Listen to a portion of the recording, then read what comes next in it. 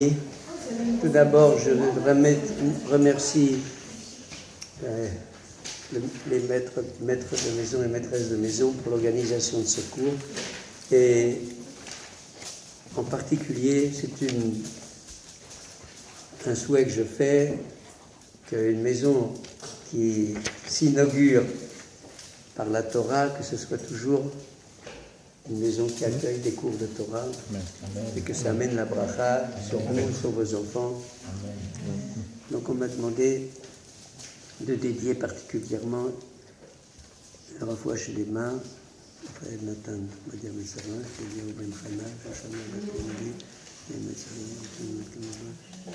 et le Nishmatel Nabalzarbia. Il y a un thème sur lequel nous devons continuellement rafraîchir nos idées. C'est la Emouna.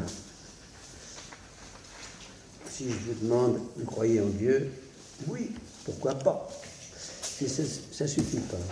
Ça ne suffit pas. Parce qu'on se trompe sur qu'est-ce que ça veut dire croire. Et puis, quand, par exemple, la Gemara nous dit le prophète Habakkuk est venu et a résumé toute la Torah dans une phrase. Tzadik be'emunato yirkeh. Le tzadik vivra dans sa émouna.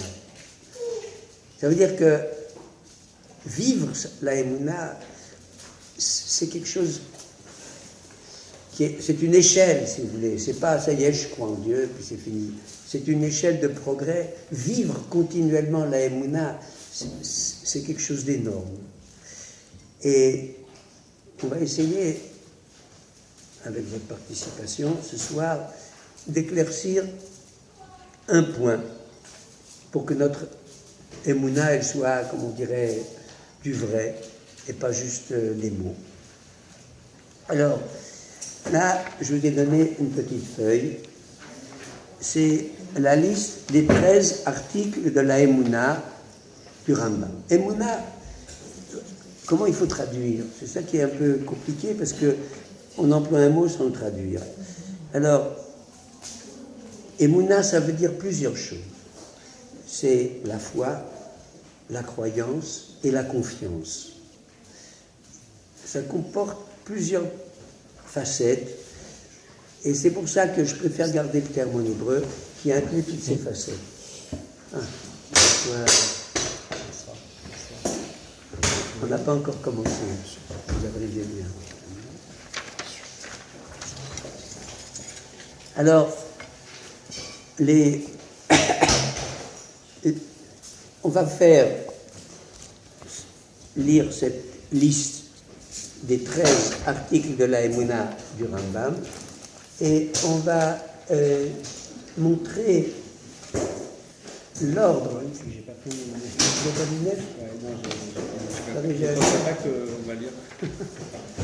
Et vous pouvez. On va regarder. Vous écoutez, ça vous suffit, il n'y a pas de problème. Merci.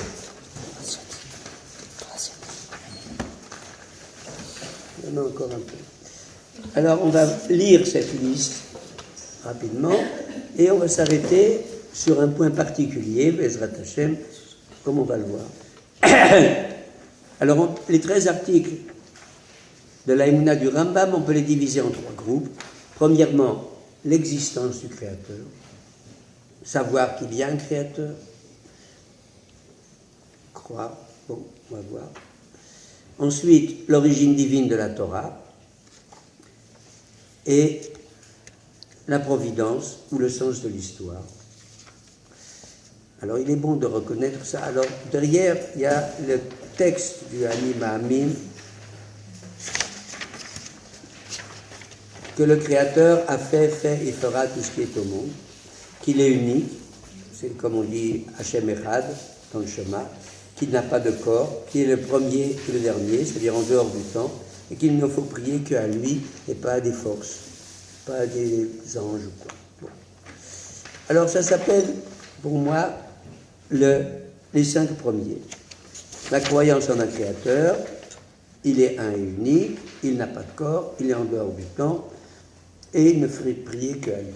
Bon, il y a des façons, ce que j'appelle un signe mnémotechnique. Passons. Si nous nous posons cette question, est-ce qu'on croit en Dieu? Beaucoup d'entre nous diront,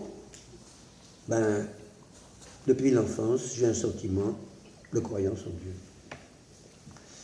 Et puis quand on devient adulte, quand on fait des études, quand on traverse les épreuves de la vie, on a parfois des doutes. Alors, on se rend compte, c'est ça ce que j'essaye, on se rend compte que cette foi qu'on a eue, on va appeler ça spontanément dans l'enfance, c'est trop faible, ça ne va pas, ça ne résiste pas. Et on est obligé que ce sentiment, on le base sur un raisonnement, sur une réflexion qui, elle, sera solide et qui sera à même d'affronter les difficultés de la réalité. Parce que parfois, par exemple, je ne sais pas moi, quelqu'un qui fait des études scientifiques, tout d'un coup il apprend que la géologie et tout, ça a l'air qu'il y a des contradictions entre les découvertes de la science et la Torah. C'est pas vrai, il n'y en a pas. Mais il faut savoir comment répondre. Alors, il y a un petit doute, bon, alors on met ça de côté. C'est insuffisant. On a besoin de réfléchir et d'avoir une émouna adulte. La émouna adulte, elle sera du vrai. Qu'est-ce que ça veut dire du vrai? Imaginez par exemple, un de vos amis vous dit « Tu peux me prêter 100 €? Ah oui, il n'y a pas de problème. Voilà, bon, je te le sais, on se revoit dans quelques jours, je te les rendrai. Pas de problème. Si ce même ami vous dit « Tu peux me prêter 10 000 €? Ah, je dois réfléchir. Imaginez que je les ai, mais je veux une garantie.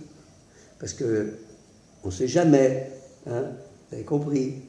Alors imaginez, traduisons ça en émouna. Tu crois en Dieu? Oui, mais quel prix? Un petit peu ou beaucoup? À fond ou pas à fond? Et c'est dans la perception des détails qu'on se rend compte, ma émouna, elle est faible. Et elle n'est pas capable de résister, comme on dirait, à quelque chose de l'ordre de 10 000 €.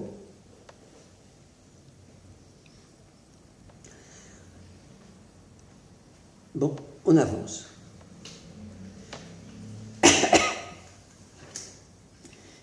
La recherche de la vérité signifie que, par exemple, quand je dis Dieu existe,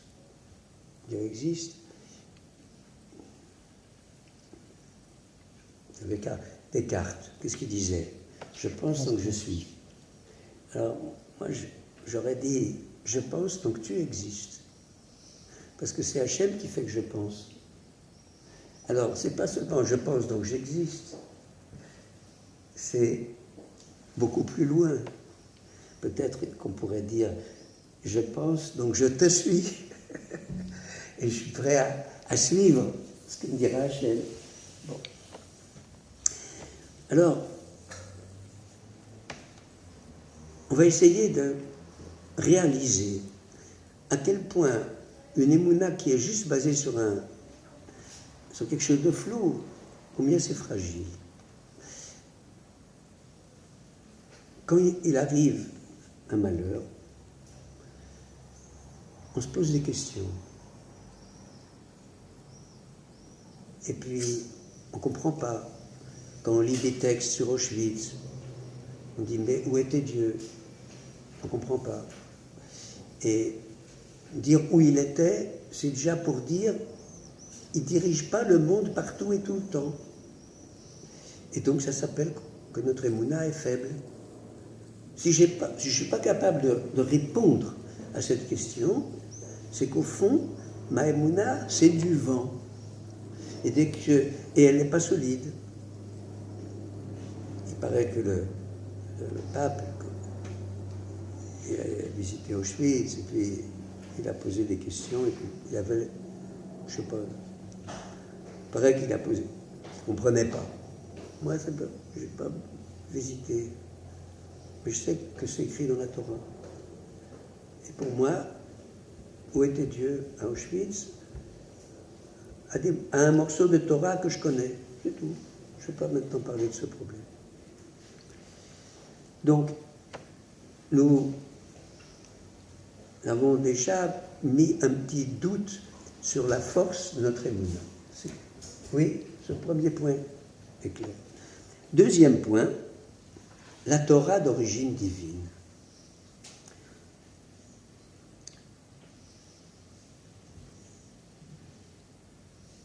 Pourquoi pas? Pourquoi pas? Mais attends, si c'est pourquoi pas, ça veut dire que ce texte, il faut que je le connaisse. Si je reçois un message de quelqu'un d'important et que c'est pas dans la langue que je connais, je dois le déchiffrer. Donc, dire que c'est d'origine divine, c'est pas juste la Torah, vous êtes la Torah, Chassin Moshe, il y a un parchemin, oui, Moshe il nous a donné la Torah, mais nécessairement il faut que ce soit quelque chose qui répond à mes problèmes, qui m'impose une conduite. Il faut que je le prenne au sérieux, ce texte. S'il est d'origine divine, il faut que je le prenne au sérieux. Et tout d'un coup, je me dis, mais est-ce que j'étudie cette parole divine avec le sérieux qui est normal, puisque c'est d'origine divine? Je suis peut-être en train de remettre le couteau dans la plaie, parce que nous sommes tous en défaut. Ne croyez pas que c'est si simple que ça d'étudier la Torah à fond. C'est compliqué. Mais on fait chaque jour un peu, on essaye, on avance, on commence à comprendre, on a envie, on suit un cours de Torah une fois de temps en temps. Déjà, on admet qu'il y a quelque chose à apprendre. Alors, le premier point, c'est il y a de la prophétie que Dieu a et parle aux hommes. La prophétie de Moshe est la racine de toutes les autres.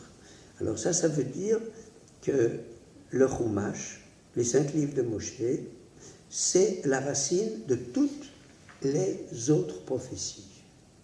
C'est la racine de toutes les prophéties. Ça veut dire que ça va très très loin, cette chose-là. Nos maîtres disent que les mots du Chumash sont toutes les facettes d'action possibles d'Hachem dans le monde. Ça veut dire comme ça. Hachem, dans la première partie, on a dit Dieu a créé le monde. Il a créé le monde. Il a créé le monde selon un certain plan. C'est la deuxième partie. Ce plan, c'est le canal par lequel il dirige, et pas seulement il a créé, mais il dirige le monde. Tout ce qui se passe au monde doit avoir sa racine dans la Torah. Pourquoi? Parce qu'Hachem a décidé que la Torah sera le plan du monde et de l'histoire du monde. Et on a des preuves de ça. C'est quelque chose qui nous impressionne énormément. On voit dans la Torah toute l'histoire de ce qui se passe dans le peuple juif. C'est pour ça, vous savez, dans la Torah, il y a les malédictions de Parshat Kitavo. Et si vous les lisez de près, vous voyez une description de tous les malheurs qui sont arrivés sur le peuple juif. Et ça nous montre que parfois nous méritons tout ça. Finalement, c'est pour faire aboutir l'histoire. Finalement, c'est pour notre bien que ça arrive. Ça coûte cher, ça fait mal, mais finalement, il y a un but. Tout a un but. Le fait de dire qu'Hachem a créé le monde à travers la Torah, ça veut dire que tout ce qui arrive a un sens. Chaque individu a un sens, chaque endroit a un sens, chaque parole de Torah a un sens. Dire que Hachem a créé le monde, ça veut dire que chaque individu a un rôle particulier. Pourquoi? Mais pourquoi je vis? Mais je vis parce qu'Hachem veut que je... Quoi? Lui, il veut que je vive? Mais qu'est-ce que je dois faire? On verra ce que je dois faire. Mais en tout cas, rien que le sentiment, je suis un être unique au monde. Et Hachem, il tient à moi. La preuve qu'il tient à moi, c'est qu'il me donne la vie tous les matins. Quand je dis moi, c'est pas moi. Moi, vous avez bien compris, c'est chacun d'entre nous. Rien que ça fait qu'il ne faut jamais se décourager. Si je me réveille le matin et que je me dis, oh là là, j'ai trop de soucis, j'en peux plus. Mais attends, qui c'est qui m'a mis ces soucis? C'est le Créateur. Et le Créateur, il me donne la vie pour mon bien. Alors je peux surmonter mes difficultés. Alors, on aboutit tout de suite à la troisième partie, qui est la providence. La providence, c'est l'action divine d'Hachem dans le monde. Et comprendre la providence ne peut être qu'à travers la Torah. Je vais bien expliquer ça. Regardez, on a trois parties. Première partie, Hachem a créé le monde. À la limite, ça va facilement. La Torah est d'origine divine. Peut-être que on va comprendre ça, on va digérer ça un peu plus difficilement. Et tout ce qui arrive au monde provient d'Hachem. Ah, ça c'est pas facile. Moi je rencontre souvent des gens qui me disent « Oui, je crois en Dieu, mais enfin quand même, hein, avec tous les malheurs qu'il y a dans le monde, il faut être fort. » Ouais. Ça veut dire quoi une phrase pareille? Ça veut dire « Tu crois en Dieu, mais en vrai tu n'y crois pas. » Parce que si tu croyais, ça impliquerait automatiquement que tout ce qui se passe au monde provient du Créateur. Et puisque le Créateur est un être que je ne connais pas, mais vraisemblablement un être intelligent, donc tout ce qui se passe est basé sur l'intelligence divine. Mais alors tout a un sens. Si tout a un sens, il faut que je le comprenne, ce sens. Est-ce que c'est possible? Oui, grâce à la Torah. Il y a une logique dans notre démarche. C'est clair? Et c'est pour ça, ce que je trouvais remarquable dans le texte que nous avons devant les yeux, c'est que c'est l'ordre des 13 articles, c'est le Rambam qui l'a écrit. Maïmonide a mis les trois bases dans cet ordre-là. On aurait pu, par exemple, imaginer qu'ils disent « puisqu'il y a un créateur, donc il y a une providence ». Et puis aussi, il a donné la Torah. Alors ça n'aurait pas été aussi clair. Alors que si on dit « voilà, il a créé le monde », il nous a donné la Torah pour agir dans le monde et pour le comprendre, et là, par là même, il y a une providence. Alors la providence se comporte deux parties. Providence individuelle, c'est les articles 10 et 11. Il connaît nos pensées, Dieu connaît nos pensées. Et il récompense ou punit nos actes selon leur valeur, ou dans ce monde-ci, ou dans le monde futur. Ça s'appelle une providence individuelle.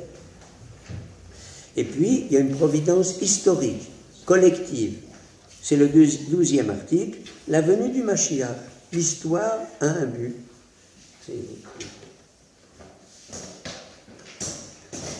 L'histoire a un but. Le monde tourne. Où est-ce qu'il va? La montée de l'antisémitisme. Mais qu'est-ce qui va se passer? Je ne sais pas ce qui va se passer. Chaque fois que je lis les grands titres des journaux, je me dis, je ne sais pas ce qui va se passer. Mais une chose, je suis sûr, c'est Dieu qui dirige le monde. Lui, il sait ce qu'il fait. Je ne sais pas comment ça se passera, mais j'ai confiance. Pourquoi? Il y a un plan de l'histoire. Et je sais qu'il y a des grands chachamim qui connaissent bien ce plan. Un de mes amis m'a raconté que le Razonich était un grand maître. Il est décédé en 1954. Et après la guerre d'indépendance, il y avait eu encore quelques accros. Et il a dit aux gens qui étaient proches, « Vous en faites pas, tout se passe selon le plan de l'histoire qui est prévu. » Bon, donc, les grands maîtres, ils savent ce que c'est que ce plan de l'histoire. Moi, j'ai compris certains points, on va essayer de les expliquer. Alors, Qu'est-ce que c'est que le 10e et le 11e? Premièrement, Hachem connaît nos pensées. Quelqu'un se cache et fait une transgression. On vous dirait, attention, hein, je te regarde, t'es filmé. Vous savez, tout ça, le Chafetz Chaim est décédé en 1936. Et il disait, toutes les inventions modernes, elles sont là pour nous rapprocher de la Emouna.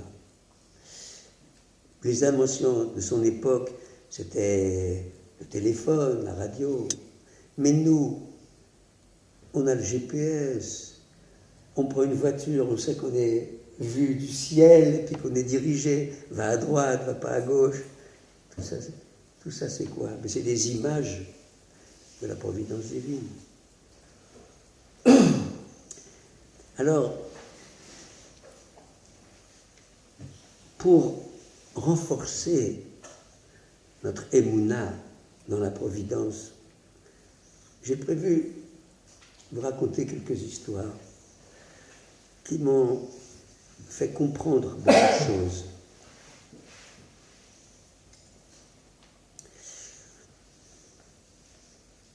J'ai rencontré hier un monsieur, un jeune couple, déjà plus très jeune, mais enfin, il m'a dit que pendant 13 ans, il n'a pas eu d'enfant. Et puis un jour, lui et sa femme, ils ont décidé d'aller à Bnei Brak et de demander une bracha à un tzaddik. Pourquoi pas? Ça se fait. Hein. Et ils ont été chez Rav Amnon Yitzhak. Vous avez peut-être entendu parler de Rav Amnon Yitzhak. Bon, c'est un grand conférencier et tout. Bon. Alors, le Rav lui a dit, je donne une bracha, mais il faut que tu fasses quelque chose en plus. Alors, qu'est-ce que c'était? C'était sur le problème de se couvrir les cheveux pour cette femme. Faire quelque chose en plus. Bon. Ça, elle a hésité. Oui, est-ce que je prends sur moi ça? Est-ce que je ne prends pas sur moi ça? Bon, elle a hésité. Et puis, au bout de quelques jours, m'a dit le mari, elle a décidé. Un an après, jour pour jour, pas du jour de la bracha du Rav, le jour de sa décision, jour pour jour, un an après, ils ont eu une fille. Depuis, ils ont 5 enfants. Et évidemment, il en a été tellement content, il a fait un grand repas de remerciement et il a raconté son histoire. Et hier, il m'a dit, est-ce que vous vous rappelez quand j'ai raconté par quoi j'ai commencé? Je me rappelle qu'il y avait un grand repas de remerciement, mais pas plus. Il m'a dit, j'ai commencé, j'étais tellement ému, j'ai dit, incroyable, incroyable, incroyable.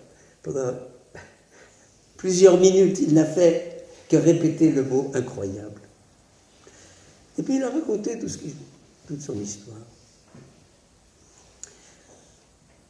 J'ai compris quelque chose de son anecdote, quelque chose de fondamental, qui est écrit dans la Torah. Quand nous demandons une bracha à un tzaddik, qu'est-ce que c'est la bracha? La bracha, ça vient du ciel.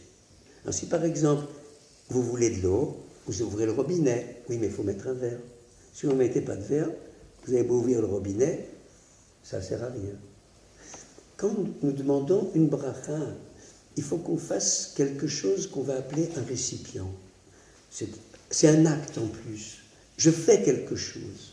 Et si je fais quelque chose, je suis apte à recevoir la chose qui vient du ciel, la bracha. Quelle est la preuve dans la Torah de cette démarche? Alors la preuve dans la Torah, c'est, nous lisons dans Birkat Kohanim, il y a 3 versets dans la bracha des Kohanim. Yavarecha Hashem Mishmerecha, Yair Hashem Panav Elecha, Yiseh Hashem Panav Elecha. Yavarecha Hashem Mishmerecha, que Hashem te bénisse. Pourquoi? que Hachem te bénisse, parce qu'il est le Créateur et il peut donner toutes les brachot conférées le premièrement de ce texte. Que Hachem t'éclaire les yeux. Éclairer les yeux, c'est sur la Torah. C'est la deuxième partie. Yissa Hachem panavelecha, que Hachem te favorise. Veyasem lecha shalom, et qu'il t'octroie la paix intérieure, la sérénité. Qu'Hachem te favorise. On a écrit dans le Midrash que les Balachim ont dit à Hachem, mais comment tu peux dire un verset pareil? Il y a écrit dans la Torah, Hachem lo yisapanim v'lo yikar shochad. Hachem, il est un Dieu de vérité et il ne fait pas de favoritisme. Vous cherchez de la protection, frappez à une autre porte. Chez Hachem, c'est la droiture. Ça, c'est l'accusation des malachim, des anges. Alors, Hachem leur a répondu, comment je peux ne pas les favoriser? Je leur ai dit, tu mangeras, tu seras rassasié et tu feras birkat Amazon. Et eux, même s'ils ont mangé un petit bout de pain, mais qu'ils ne sont pas encore rassasiés, un kezaït ou un kebetza, comme dit la Gemara, ils font déjà birkat Amazon. Alors ils me favorisent, ils font plus. Puisqu'ils font plus que l'obligatoire, alors je les favorise. Donc faire plus que l'obligatoire, l'envie de bien faire, qui va faire que je fais un petit peu plus, ça c'est on va appeler ça, le récipient pour pouvoir recevoir le favoritisme. Hachem va nous favoriser et nous octroyer la paix. On a besoin beaucoup de la paix en ce moment. Paix individuelle, paix familiale. Chacun d'entre nous a des conflits avec ça. Et toutes sortes de conflits. Bon, on va maintenant parler. Enfin, même la montée de l'antisémitisme, c'est pas une chose nouvelle. On sait qu'on en a besoin. Voilà. Mais vous remarquez que les 3 versets de Birkat Kohanim sont exactement dans l'ordre des 13 articles du Rambam. Et nous découvrons que c'est parce qu'on fait quelque chose en plus. Mais comment je fais quelque chose en plus? Eh bien, je le fais parce que c'est dans la Torah. Alors, grâce à ça, on bénéficie de la providence. Donc, bénéficier de la providence ne peut être que grâce à la Torah. Ou bénéficier de la providence, ou comprendre la providence, que c'est grâce à la Torah. Et ça, c'est quelque chose d'exceptionnel. Comme nous faisons ce repas, comment on fait pour voir la providence, pour comprendre ce qui nous arrive? Très souvent, on ne comprend pas. Il y a des tas d'événements. Alors, bon, Abraham Friedlander, un grand rabbin de notre époque, qui est décédé il y a une dizaine d'années, il a écrit une brochure là-dessus, je l'ai traduit, il m'a demandé de le diffuser en France, je l'ai traduit, je l'ai publié. Il montre que plus on veut voir la providence, plus on la voit. Alors vous pouvez dire, mais c'est une illusion d'optique. Plus tu veux voir, plus tu vois. Si je prends une loupe, je vois plus de détails. Alors qu'est-ce que c'est quoi? C'est pas vrai, c'est une illusion d'optique. C'est pas comme ça. Plus je veux, je veux voir la main d'Hachem, ça veut dire j'accentue ma émouna dans la main d'Hachem. Donc c'est un récipient pour voir, pour comprendre la émouna. Il y a une démarche logique. C'est pas juste faites le bien puis tout ira bien. C'est beaucoup plus précis. Et je me permets de raconter quelques anecdotes personnelles qui m'ont... Vous savez, pour nous, les neshamot, ceux qui sont défunts, ils sont dans un autre monde. Oui, il y a un enterrement, mais la neshama, elle est dans le ciel et elle s'occupe des vivants. Et c'est quelque chose, quand on arrive à découvrir ça, on est très très impressionné de ça. Et je vais vous donner quelques exemples.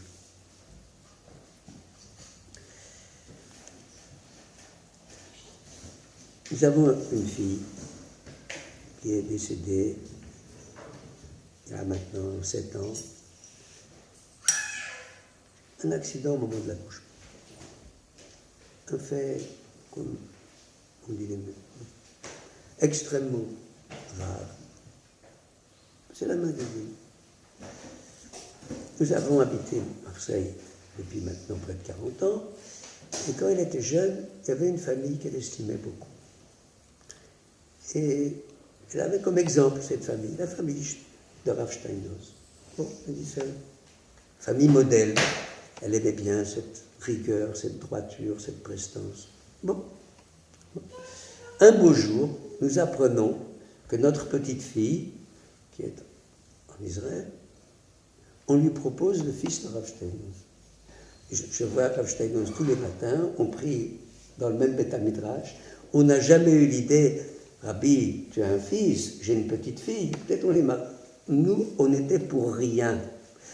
Il y a des gens de Jérusalem qui ont vu le fils Steinhaus, qui connaissent ma petite fille, pas de Jérusalem, de Bnei Brak.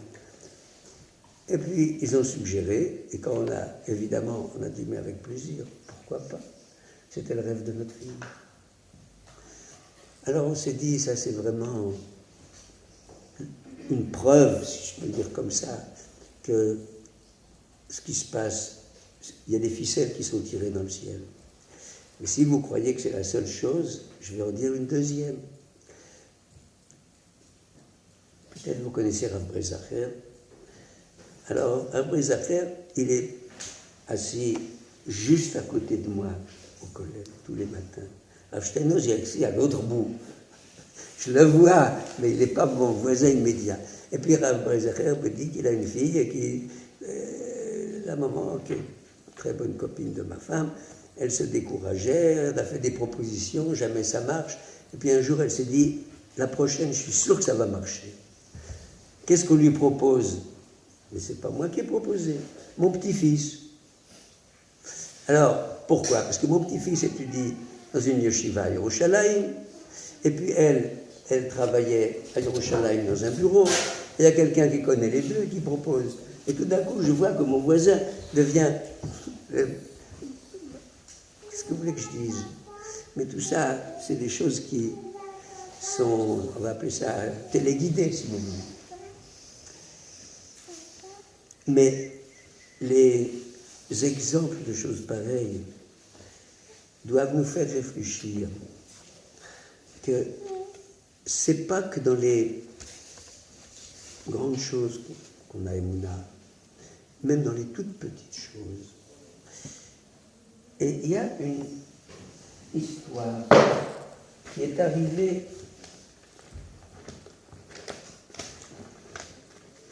il y a quelque temps.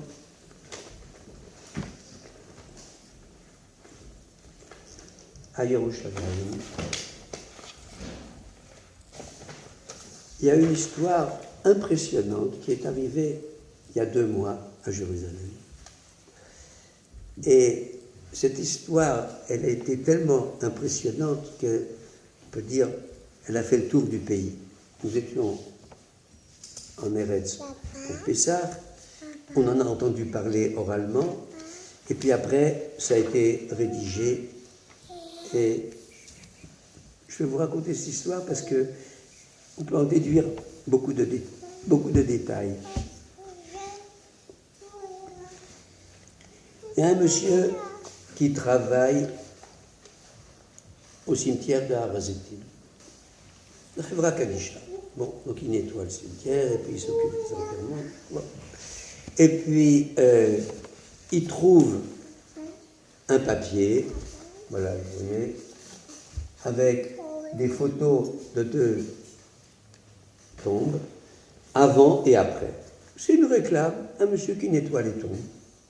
Et donc il a choisi une tombe qui était très sale, il l'a lavée, il prend la photo, et puis il en fait un machin publicitaire. Donc si vous voulez entretien, bon, très bien. Alors notre brave homme, il voit un papier qui traîne, il le prend et il le met dans sa poche. Bon.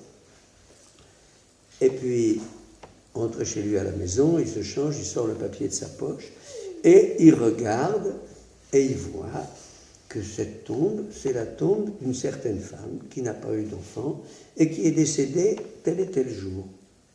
il regarde 27 Nissan. 27 Nissan, mais aujourd'hui, comme ça il dit, nous sommes le 27 Nissan. Et on voit que c'est une femme qui est morte sans enfant. Je vais dire Kaddish pour elle. Le papier est tombé entre ses mains, cette affiche, enfin ce flyer publicitaire, traînait depuis longtemps. Mais on le trouve juste le jour où il faut le trouver. Alors il va au Beth Midrash et il dit Kaddish. On dit pour qui tu dis Kaddish? Il dit regardez, j'ai trouvé ce papier et c'est justement aujourd'hui. Et il montre ça au Rav du Beth Midrash. Le Rav du Beth Midrash dit c'est pas simple. On va dire des Mishnayot en l'honneur de cette femme défunte. Et d'après le texte qu'il y a sur la tombe, on voit que c'est une rescapée de la Shoah et tout. Ça vaut la peine? Bon, très bien, ils ont fait ça. Notre brave homme raconte cette histoire, comme on dirait, sur les trucs sociaux, et ça se répand et tout. Après, il va et il demande à celui qui a fait la publicité, mais dis-moi, pourquoi tu as pris cette tombe? Alors il dit, écoutez, vous savez, les gens, ils n'aiment pas qu'on prenne leur tombe comme publicité. Ça se comprend. Bon, cette femme-là, comme elle n'avait pas de famille et tout ça, je me suis adressé à celui qui a fait la tombe, qui est un cousin ou un oncle, et je lui ai demandé s'il permet. Il a dit oui, pourquoi pas. Donc il fallait déjà qu'il y ait, comment on dirait, un intermédiaire. Bon. Alors tout ça, évidemment, il le dit à ce rave qui avait payé pour l'entretien de la tombe, et puis ça circule. Ça circule tellement bien que quelques jours après, il reçoit un coup de fil d'un monsieur qui s'appelle Aaron, qui lui raconte son histoire, et que c'est justement en rapport avec cette tombe. Mais c'est un fait tellement impressionnant. Je raconte ça parce que on va en déduire plusieurs points. Alors ce monsieur dit, vous savez, j'ai entendu votre histoire, et cette tombe est très importante pour moi. Qu'est-ce qu'il y a? Qu'est-ce que vous avez? Alors il dit comme ça, quand j'étais jeune homme, j'ai été acheter un médicament à la coupatroline, une pommade que j'avais besoin. Coupatroline, pharmacie. Bon. Et puis j'arrive à la maison et j'ouvre, et je vois qu'ils se sont trompés pour donner une mauvaise pommade. Alors il retourne et changez-moi ça. Monsieur, vous avez ouvert dans une pharmacie, quand un médicament a été ouvert, on ne peut pas reprendre. Alors il se fâche et on lui dit, il demande qui c'est qui m'a servi. Ah, c'est Madame Tova, elle s'appelle. Alors il crie, écoutez, vous vous êtes trompé, il faut me dédommager, tout ça. Monsieur, vous avez ouvert, on ne peut pas et tout. Alors il jette la pommade et il dit, mettez cette pommade sur vos enfants, pas sur moi. Silence dans la pharmacie, le personnel sait que cette femme n'a pas d'enfant. Et à ce moment-là, il se rend compte qu'il a, comment on dirait, dit une phrase qu'il n'aurait pas dû dire. Bon. Et puis, les années passent, il oublie le fait, il se marie, et pendant de nombreuses années, il n'a pas d'enfant. Il va voir un rave, il demande une bracha. Le rave dit, tu sais, tu n'as pas d'enfant. Peut-être une fois, tu as fait du mal à quelqu'un, et il faut que tu demandes pardon. Quoi? Comment? Alors il cherche dans sa mémoire et tout ça, et il se rappelle qu'il avait vexé la femme de la pharmacie. Bon. Donc, il va à la pharmacie en question, il dit, Madame Tova, elle est là. Oh, mais depuis de longues années, elle n'est plus là. Elle est dans une maison de retraite à Guédera. Vous savez, Guédera? Guédera, c'est dans le sud du pays. Bon, lui, il habite à Tel Aviv, aller à Guédera. Il hésite. Bon, puis un jour, il est en route vers le sud. Il voit Guédera. Tiens, je vais rentrer. Il rentre dans cette maison de vieillard et il demande où est-ce qu'elle est, Madame Tova. Elle est là. Ah, mais Madame Tova, elle est décédée depuis plusieurs années. Alors, qu'est-ce qu'il faut faire? Quand on a vexé quelqu'un qui est décédé, il faut demander pardon sur sa tombe. en présence d'un minyan. Bon, alors, il regarde il se renseigne au cimetière de Tel Aviv, pas de Tova. Ramat Gan, Petah Tikva. Toute la région, il n'y a pas une femme qui s'appelle Tova Bat, je ne sais plus son nom de famille, Tova Shachor. Voilà. Son nom de famille, c'est Tova Shachor. Il n'y a pas de Tova Shachor. Agdera, on m'a dit qu'elle est décédée depuis quelques années. Donc dans la liste, ça devrait être. Et tout d'un coup, il entend par cette histoire qui se répand qu'il y a la tombe de cette Tova Shachor à Jérusalem. Alors tout de suite, il se met en rapport, et l'oncle qui était chargé de nettoyer la tombe, qui avait payé pour nettoyer la tombe, il dit voilà, je suis l'oncle de cette madame, ou cousin, je ne peux plus, et j'allais la voir chaque fois à Gdera. Et quand je suis arrivé la dernière fois, elle était agonisante et tout, et j'ai décidé de l'enterrer à côté de ses parents, aussi rescapés de la Shoah, à Har HaZeitim, à Jérusalem. Et c'est pour ça qu'il ne trouvait pas, parce que il ne s'attendait pas elle meurt, elle a travaillé à Tel Aviv, elle est morte à Gdera, puis tout d'un coup elle est enterrée à Jérusalem. Bon, et maintenant que ça a été publié, toute cette histoire, et qu'il a vu le nom sur la stèle, alors il décide, je vais aller là-bas. Il prend 10 Bachurim de Yeshiva, il leur demande de participer, il retrouve la tombe, et il pleure, et il prie de tout son cœur, de toutes ses forces. Après, il se sent un peu mieux, il va au Kotel, comme il raconte lui-même, il dit, j'ai prié comme jamais dans ma vie j'avais prié. Et là, il raconte un deuxième détail très impressionnant. Non seulement il était marié depuis de longues années et n'avait pas d'enfant, mais en plus de ça,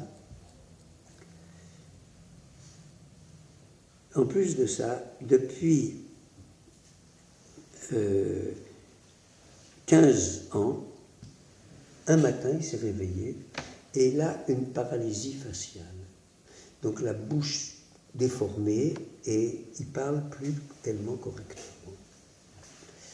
Et bon, qu'est-ce qu'on peut faire? Alors lui qui était Chazan et Balkoré, il lisait la Parcha, la voix est déformée, on a pris quelqu'un d'autre à sa place, vous comprenez? Bon. Donc non seulement il a honte de son visage qui est déformé, mais en plus de ça, il n'a plus... Bon. Et voilà qu'après avoir prié sur la tombe de cette pauvre femme, 3 jours après, Shabbat matin, il se réveille et son visage est normal. Alors, qu'est-ce que vous croyez? Il dit, j'ai été au Beit HaKnesset en dansant, en pleurant de joie. Mais c'est pas fini. Il arrive au Beit HaKnesset et le Baal Koré est enroué et n'est pas capable de faire la Kriyat HaTorah. Et lui, il a retrouvé sa voix et il devient le Baal Koré. Alors évidemment, il a remercié celui qui a fait la publicité, le nettoyeur de tombes et tout. Il a remercié pour toute cette histoire. Alors évidemment, qu'est-ce qu'il a fait? Après Motzei et Shabbat, il a fait un grand repas où il a raconté combien il faut faire très très attention de jamais vexer quelqu'un et que si on a fait, il faut demander pardon ou pas. Si après il a eu des enfants ou pas, on ne peut pas le savoir puisque cette anecdote a eu lieu le mois dernier en Israël. C'est tout frais, ça vient d'être publié. Donc si dans un an on se retrouve et qu'il dit, vous savez, depuis que j'ai demandé pardon, ça aussi, ça a été arrangé. On verra. Alors, rendez-vous dans Pesa. Comment? Rendez-vous dans Pesa. Rendez-vous dans Pesa, Hachem. Alors, toutes ces anecdotes qu'on a racontées.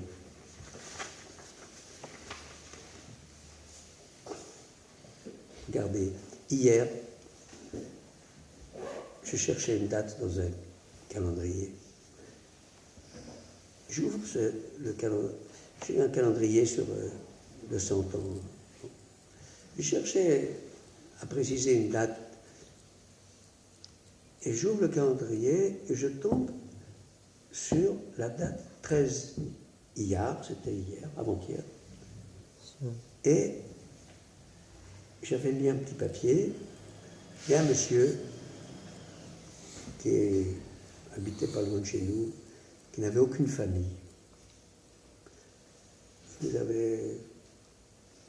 On a essayé de rechercher sa famille, aucune famille, aucun parent. Et bon, à l'époque, qu'est-ce qu'on a fait? On s'est occupé un peu de l'enterrement. En fait. Einstein s'était beaucoup occupé de lui, il lui apportait à manger, tout. Passait sa journée à dire des Teilim. Et j'ouvre le calendrier par hasard et je tombe le jour où il faut pour dire Kaddish. Alors, qu'est-ce que vous voulez? Je dis Kaddish, comme cette histoire-là, 13 Iyar, ah, mais c'est aujourd'hui 13 Iyar, je dis Kaddish. Mais, si vous voulez, pour nous, de toutes ces anecdotes qu'on a vues, pour la Neshama qui a quitté ce monde, nous savons que très souvent, elle aide, elle soutient les vivants. C'est pas simplement qu'il y a une providence, c'est que cette providence, elle passe à travers la Torah. Or, la Torah nous dit que la Neshama est éternelle. Et souvent, on va dire, on voit le mérite de la Neshama. Le fait de dire Kaddish, c'est quoi? Ben, on donne du mérite à la Neshama. Et peut-être, on ne sait pas, mais peut-être qu'elle nous remercie quelque part. Parce qu'il y a écrit dans les Sfarim que la Neshama progresse dans le monde futur, dans des niveaux de rapprochement. Et le Kaddish, ça permet à la Neshama de se rapprocher un petit peu plus du Créateur. Toutes ces choses-là, c'est très flou, mais c'est quelque chose qui est solide dans notre croyance. Alors, voilà. Les trois points qu'on a vus, c'était croire dans le Créateur. Mais ça ne suffit pas de dire j'y crois. Il faut que ce soit partout et tout le temps. Avoir confiance en Hachem, c'est même dans les petits détails. Évidemment, quand quelqu'un... disons qu'on entend parler de quelqu'un qui est très malade, reproche les mains. Alors qu'est-ce qu'on fait? On dit, ah, il est très malade, il faut prier. Et quand tout va bien, il ne faut pas prier. Il faut aussi prier. Alors, vous savez, cet hiver, j'étais pendant 3 semaines à l'hôpital, après une très grande faiblesse, une anémie. Je n'ai pas pu sortir de la maison pendant 4-5 mois. Pour Pessah, ça allait mieux. Et maintenant, ça y est, Hachem nous fait passer par des étapes où on dit tous les matins,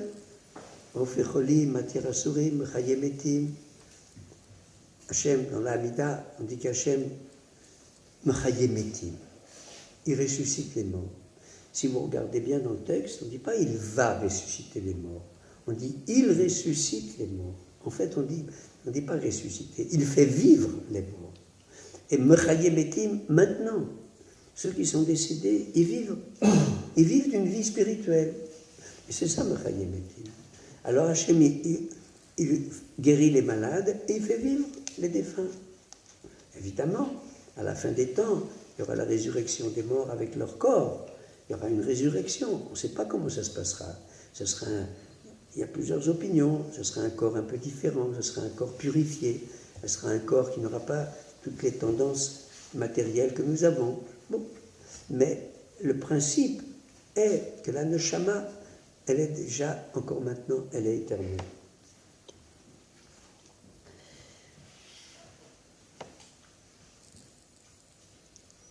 Il y a dans le Sidour, il y a beaucoup, dans le Sidour, quand on sait lire, il y a beaucoup de messages de la Emouna.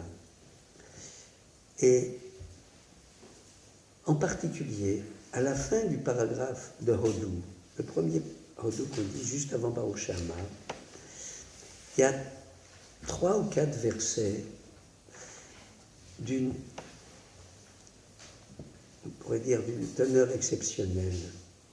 Arenu Hashem chasdecha, ufdenu ma chasdecha. Yeshachat itenanu. Il y a 3 versets où on dit montre-nous ton chesed. Rachète-nous, sauve-nous en faveur de ton chesed. On implore le chesed d'Hachem.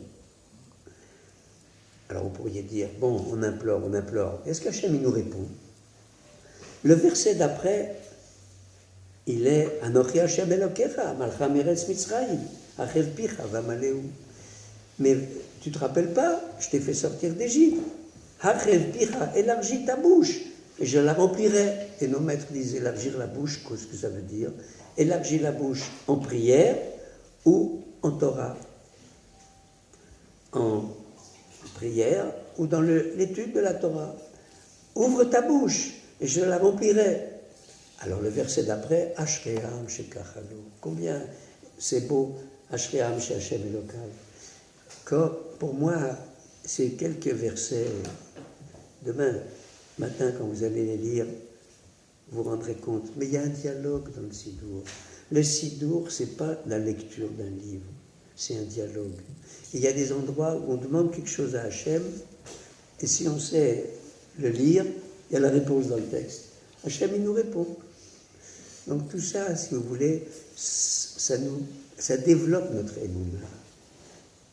Que la Emouna ne soit pas quelque chose de flou. C'est ça qui donne un sens à nos mitzvot, c'est ça qui donne un sens à nos prières, c'est ça qui donne un sens à tout ce qui se passe dans notre vie. Il n'y a rien qui ne vient pas d'Hachem. La vie de chaque individu. Pourquoi j'ai tel caractère, telle famille, tel problème, tout ça, ça vient d'Hachem. Et si ça vient d'Hachem, ça a un sens. Quel peut être le sens? Le sens est que je peux surmonter ça, je peux faire preuve de courage, je peux montrer que malgré toutes les difficultés de la vie, j'ai confiance que ça vient d'Hachem. Et quand on a cette confiance-là, alors petit à petit, on prie dans la Hamida, pas seulement pour nous, mais pour les besoins de tout le peuple juif. Alors à ce moment-là, le sens de notre vie, il est qu'on fait partie, pas simplement d'une famille, mais même d'un peuple. Et ça nous donne une valeur extraordinaire. Dire que nous sommes un peuple modèle. Et quoi, comment? On crie dessus, on nous méprise. Dans le Sidour, il y a des phrases où on dit « bien que tu nous méprises, bien qu'il nous méprise, pardon, nous savons que finalement c'est ton nom qui régnera. » Donc tout ça, si vous voulez, ça nous a fait, je crois, un petit peu mieux comprendre la Emouna. Et on a retenu que pour recevoir une bracha, il faut qu'on fasse quelque chose en plus. Chacun, il a quelque chose à faire de particulier. Quand on sent, je pourrais faire quelque chose dans ma vie que les autres, ils n'ont pas fait. Ça, c'est ça le sens de c'est ça le but de notre vie, c'est ça le sens de tout ce qui peut nous arriver. Voilà. On a éclairci la Emouna et la providence. Si vous avez des questions, on peut expliquer un peu plus.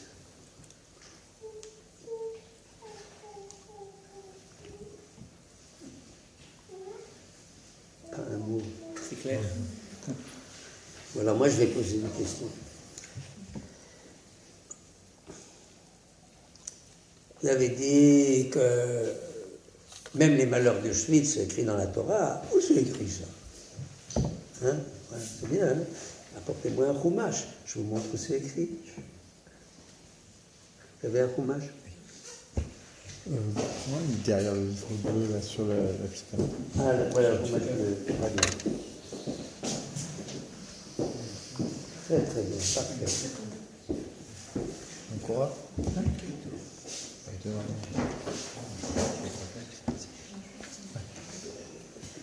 Vous savez, je m'intéresse beaucoup à l'histoire juive. Et chaque fois qu'il arrive quelque chose, je me casse la tête pour essayer de trouver où c'est écrit dans la Torah. Alors, j'ai trouvé, évidemment, je ne pourrais pas dire ça à un rescapé, parce qu'il y a des malheurs qu'ils ont vécus. Par exemple, nos Chachamim disent on ne peut pas consoler un défunt, un endeuillé, quand le corps est encore devant lui. On ne doit pas consoler à ce moment-là. On peut rendre visite avec, mais pas quand il a son mort devant lui, tu ne peux pas lui parler. Et les blessures qu'ont vécues certaines personnes sont des blessures encore vivantes. Et ce que je vais dire, c'est pour nous qui sommes déjà maintenant, qu'on pourrait dire, éloignés de tout ça.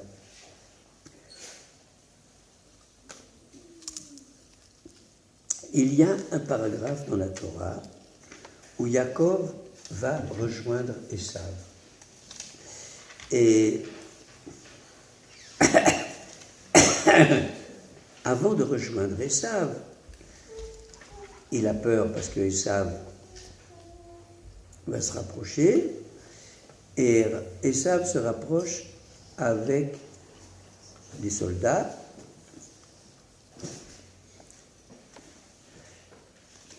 Et le verset nous dit, c'est dans la Mishnah, le verset nous dit que Yaakov a séparé son peuple en deux. Il est séparé en deux. Où est-ce qu'on a vu qu'on sépare le peuple en deux? Devinez. Ça ne vous dit rien. D'ici, il y en a une partie qui meurt, l'autre partie restera. Ça ne vous fait pas penser à quelque chose? Ah, peut-être vous n'êtes pas au courant. À l'arrivée à Auschwitz, ils étaient, ce qu'on appelait la rampe, ils étaient partagés en deux. Il y avait ceux de droite qui sont capables de travailler et ceux de gauche qui allaient tout de suite dans les chambres à gaz. Alors je me suis dit, ce verset où Yaakov Avinu a séparé ses enfants en deux, il doit y avoir là, comment on dirait, il avait très peur. Alors au moins qu'il y ait une partie qui survit, d'accord. Et en regardant de près ce verset,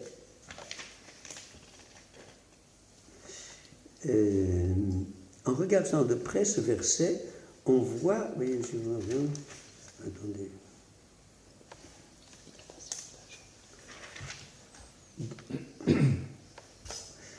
Dans les mots Arba meot ish imo vayachatz, il y a les lettres du mot Auschwitz en, comment on dirait, en sautant une lettre.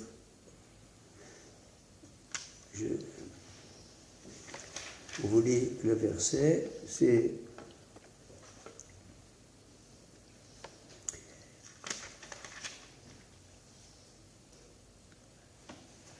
voilà. Yaakov,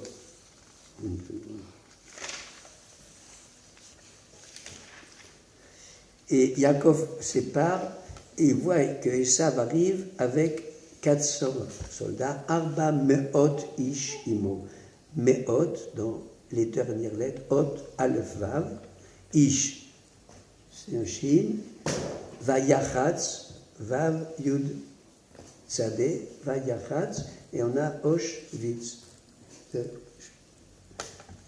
Quand vous regarderez le verset, c'est chapitre 33, verset 2. Vayachatz et Haïladim, Aléa val Rachel, Yasem et Ashpachot. Voilà. C'est quand même un discours difficile à entendre pour un rescapé. Pour un rescapé. Mais j'ai dit, tout en ayant la foi. Il peut avoir la foi, ça l'empêche pas. Mais il se pose des questions. Parce que vous avez dit tout à l'heure que si on se posait des questions, c'est déjà ne pas avoir la foi. C'est difficile. Regardez. Oui. Oui et non. C'est humain d'avoir des questions. On ne reprochera jamais à quelqu'un d'avoir posé des questions. Mais tenez, Elie Wiesel, les Romains. Vous savez, Elie Wiesel, dans son premier livre, il a écrit « Ma Emouna est partie en fumée à Auschwitz ». Mais petit à petit, il a retrouvé la foi et les mitzvot. Il était venu une fois à Marseille. Il avait été invité par l'association Handicap International. Et il y avait eu une réunion et il m'avait invité. Bon, on était invités là. Et il a dit, j'étudie la Gemara tous les matins avant ma tefila. Donc si vous voulez, avec le recul, il a retrouvé sa émouna. Et c'est vrai, quand la douleur est présente, on ne peut rien dire, on ne peut surtout pas reprocher. C'est une douleur, c'est un traumatisme. C'est même un traumatisme, pas seulement une douleur. Mais oui, bon, mais il faut faire une différence entre la théorie. J'ai une théorie que tout est écrit dans la Torah. Je vais même vous dire un deuxième point, qui est encore, à mon avis, encore plus impressionnant. Nous avons parlé de toutes les malédictions qui sont dans la Torah. Parchat Kitavo. Bon. Alors ça ne console pas. Vous avez raison, ça ne console pas. Mais quand même, c'est écrit dans la Torah qu'il y aura des périodes où il y aura des catastrophes. Et il y a écrit dans la Torah, c'est Parchat Nitzavim, après toutes ces catastrophes, vous rentrerez dans votre pays et vous serez encore mieux qu'avant. Si vous regardez un petit peu l'histoire des peuples de l'époque de Moshe, ça n'existait pas ce qu'on appelle, nous, une diaspora, un galout. Ça n'existait pas. Il y avait un conquérant, Alexandre le Grand, il a conquis la Perse. Bon, il n'y a pas un galout des gens de Perse, oui. Donc, Nabuchodonosor, mais le peuple juif a subi quelque chose. Il garde son identité de peuple malgré qu'il est chassé de son pays. Et après, le verset dit, et vous reviendrez. Mais si quelqu'un doute de la vérité de la Torah, je lui dis, regarde, il y a 3300 ans, il y a écrit, après une période de malheur, vous reviendrez dans votre terre et vous serez encore mieux qu'avant. Mais ça s'applique devant tes yeux. Tu ne veux pas y croire? Aucun texte écrit il y a 3300 ans avec un plan de l'histoire, d'une façon générale. Les autres religions, que ce soit le Coran, les évangiles ou les livres de Confucius, aucune religion n'a un plan de l'histoire. Et nous, il nous dit, voilà, il y aura des malheurs, et après ces malheurs, vous reviendrez dans votre terre. Et on a ça devant les yeux. Qu'est-ce que vous voulez dire d'autre? Mais si, ce qui est beaucoup plus fort, je vais vous dire quelque chose, pour moi c'est très très important cette idée-là. Le Gaon de Vilna disait, peut-être j'ai déjà dit ça une fois ici, c'est quelque chose c'est une idée qui m'est tellement chère que je la répète souvent. Le Gaon de Vilna disait que dans le livre de Dvarim, il y a à peu près 1000 versets. Pas tout à fait 1000, 900 et quelques. Bon. Et il dit, le Chumash tout entier a 5900 versets. Il dit, c'est comme les années du monde. Ça approche. Hein? Bon. Étant messianique, ça se rapproche à toute vitesse. Le livre de Dvarim, c'est le 6e millénaire. Comme ça disait le Gaon de Vilna. Alors, on peut avoir l'idée, je ne suis pas le seul à avoir eu cette idée, je l'ai lu, ça a été publié, que chaque verset correspond à une année. Et quand vous faites un tableau pareil, et qu'on lit les événements historiques, et on lit les versets qui correspondent, on est parfois émerveillé. Oui. Par exemple, il y a un verset dans Parchat. Alors, le Gaon de Vilna disait que chacun il a son verset dans la Torah. Alors on lui a dit, quel est votre verset? Alors il a dit, Even Shlema, c'est à la fin de Parshat Shoftim. Even Shlema, Even Shlema. Even Shlema, c'est les premières lettres de son nom, Eliaou ben Shlomo. Et Even Shlema, ça veut dire qu'il faut avoir poids et mesure entier. C'est une pierre qui sert à peser entière. Et lui, il sentait, ma fille, c'est comme une pierre entière. Bon. Mais, comme par hasard, ce verset tombe exactement l'année de son décès. Donc, comment on fait? Les 4 premiers livres du Chumash se terminent environ à l'année 4900, pardon. Donc, entre 4900 et 5800, il y a 900 et quelques versets. Donc, on peut, sur chaque verset, d'après le numéro de l'année, voir quelle année correspond quel verset. C'est clair ou pas clair? C'est clair. Comment? C'est clair. C'est clair. Ah, vous allez me dire, et quel verset correspond à la Shoah? Ben, je vais vous lire le verset. Et vous allez voir que tout est écrit dans la Torah.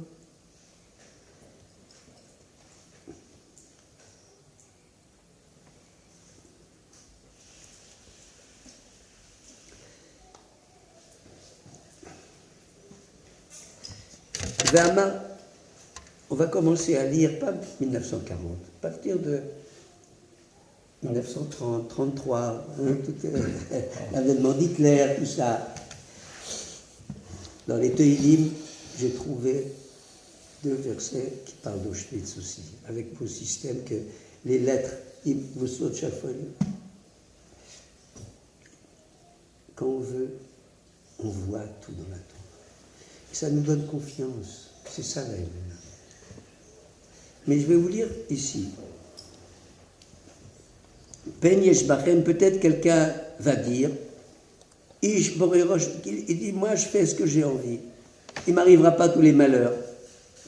V'chara, az yesham Hashem, la colère d'Hachem s'enflammerait et il lui arriverait tous les malheurs qui sont écrits dans ce texte. Ve'amar ador ha'acharon, c'est chapitre 39, verset 21. Ça correspond environ à 1933. Ve'amar ador ha'acharon, la dernière génération. Dernière de quoi? Dernière d'Europe. Benechem asher yakumu macharechem, vos enfants qui viendront après vous. Ve'anochi, et même un non-juif qui viendrait d'un pays éloigné. Verraou, il verra tous les plaies, makot aretzaï, vetachlouea, asher chila Hashem ba, tous les malheurs qu'Hachem a fait. Gafrid va mela srefa kol arza, du soufre, du sel, srefa kol arza, tout le pays brûlé. Tout le pays brûlé? Où est-ce qu'on a vu tout le pays brûlé? Ouais. La nuit de cristal. Ouais. Ce verset, c'est 1938. Je continue. L'otizarav, l'otatzmiar, plus rien ne poussera. C'est comme la destruction de Sodome et Amora.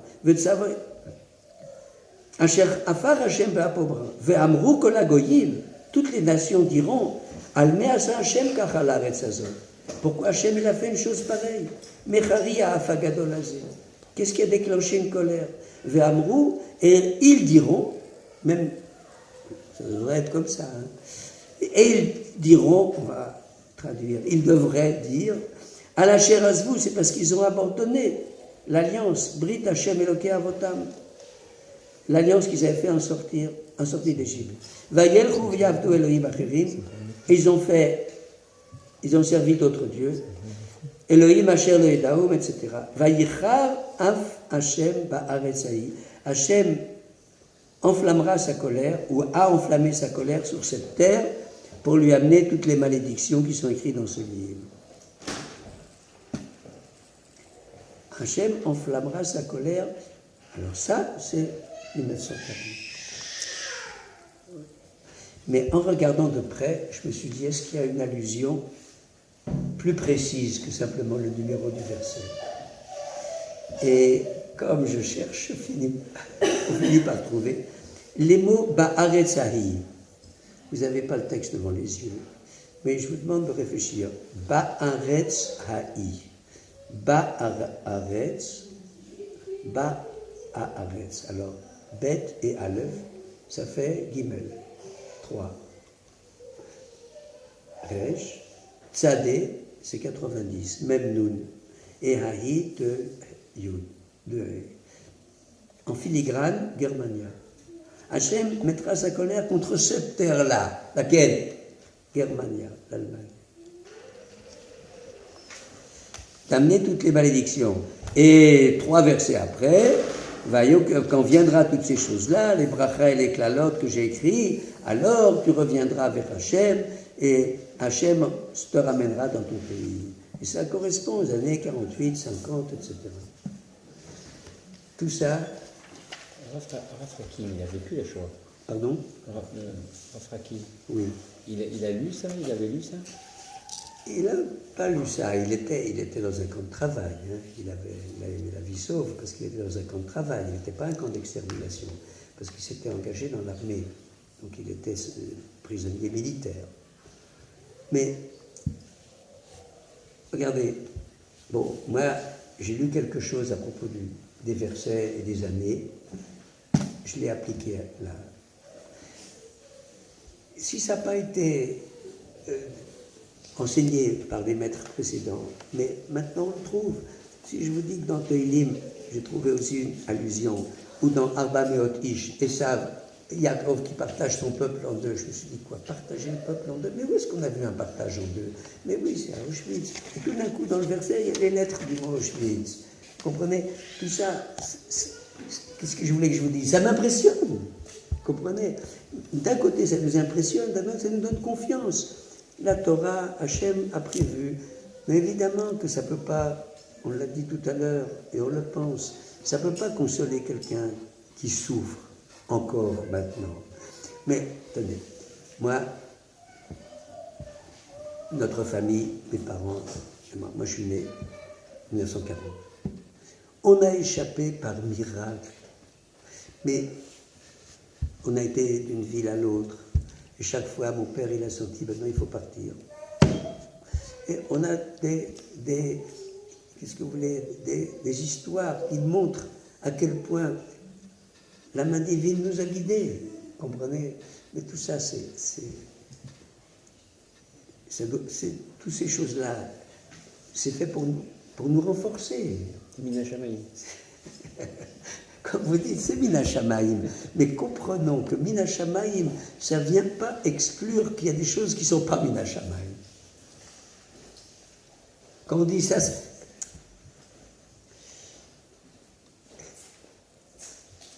imaginez que vous devez prendre le train. Embouteillage, votre voiture et tout. Vous arrivez à la gare 10 minutes en retard. Ah, le train avait un quart d'heure de retard, vous arrivez à le prendre. Qu'est-ce que vous dites? Ah, c'est Mina Shamaïm. Non, il fallait se lever un quart d'heure avant. Et si j'ai raté le train, c'est aussi Mina Shamaïm. Voilà. Et tout est Mina Shamaïm. Alors, ce que vous venez de dire, c'est très très important. Ça veut dire qu'il faut qu'on vive au jour le jour cette espèce de confiance dans les mitzvot, confiance dans ce qui nous arrive, ne pas s'affoler, penser ce qu'Hachem fait, c'est pour mon bien.